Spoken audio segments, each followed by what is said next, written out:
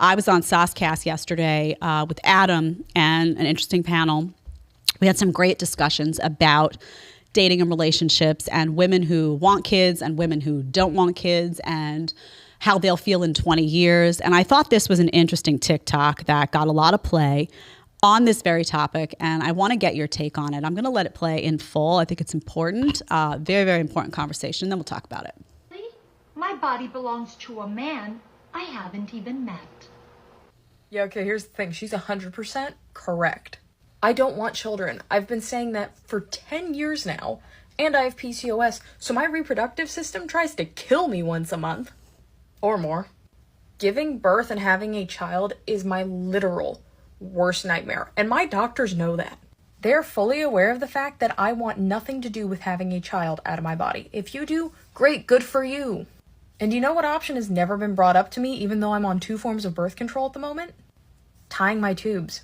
And the reason I'm given every time is, what if your husband wants children? Look, last I checked from sex ed, it takes 2 to tango. And I love it. One okay. of those 2. So she's brave. I kind of love her feistiness and her attitude. She looks very young to me. I don't know how old she is, but she looks young. So I'm guessing, I didn't read the comments on this one. I'm guessing you're going to have people saying you might change your mind. So this is an important message, though, that I think needs to be heard.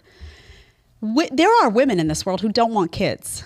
They don't feel that calling. They feel called to other things. Now, oftentimes it's not because they don't have any maternal instinct. Like, those sometimes make amazing aunts, amazing, amazing like figures in other young girls' lives, amazing teachers around children. Oftentimes they have pets that you always like, oh, you're holding that little dog like a baby. So it's not a reflection sometimes of not having a maternal instinct. It's a lifestyle decision. It's a lifestyle choice. And not everybody has a pull toward being a mom. And that has to be okay. I had Hartley late. I had Hartley when I was, I'm 43 and he's 2.5. So there you go. Had him late. I was pregnant late. And I went through so much of my life getting hounded, like constant, like, do you want kids? Well, you better hurry up. Your eggs are going to dry up. Oh, well, and I would always say, I don't think so. Like, I really don't feel like I'm being pulled toward that. It was constant hounding. You got to leave these women alone. They're on their own journey, right? Not everybody's on the same journey. Just let them figure it out. Now, of course, could she change her mind one day? Like, say she gets her tubes tied. She has PCOS. I don't know if you know what that is, but it's not easy to deal with. It's a disorder and oftentimes you have to be on birth control pills or something else. Or, if you go a holistic route, there's ways to address it. But it's very complicated and it involves a lot of pain and discomfort. And oftentimes a very challenging pregnancy, if it can happen at all. People should do some research on that just to understand where she's coming from. But she may change her mind, right? So when she walks into a doctor's office, a doctor has a responsibility to say, listen, you make this decision, it's final. So be sure, but it's ultimately her body.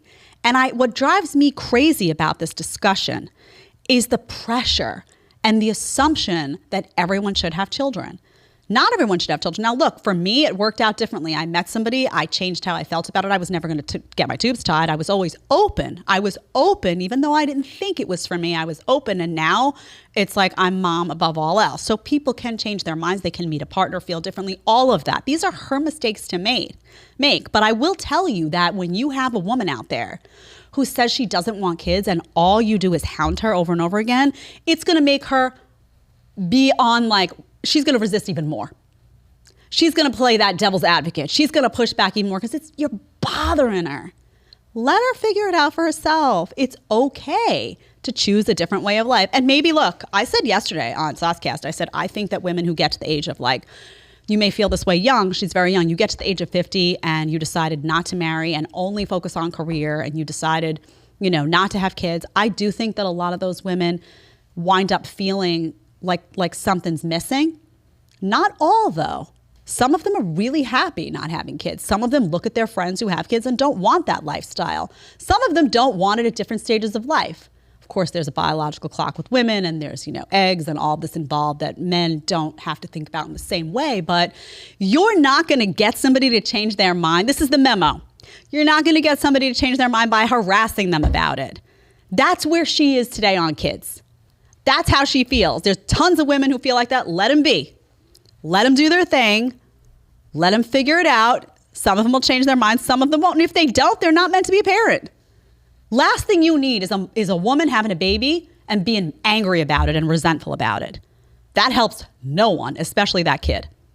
So remember that in this debate. If you like the short clip, you can catch another one here, or you can catch the full episode right here.